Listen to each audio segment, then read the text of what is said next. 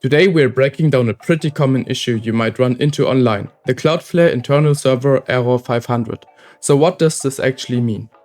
When this server error appears, Cloudflare is basically telling you, hey, we tried to reach the website server, but something went seriously wrong on their end. In other words, the server that hosts the website, the actual machine behind the scenes, hit an unexpected problem and Cloudflare received a failure response. The issue is not coming from your device or your internet connection, it's a server-side problem, meaning the website itself is temporarily broken.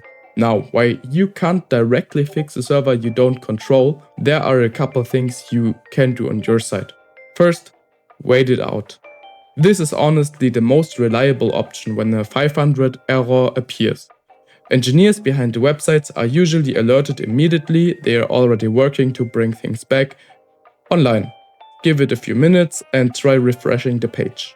If the error persists longer than expected, try clearing the cache and cookies for that specific site. Old or corrupted data can occasionally interfere with a fresh connection.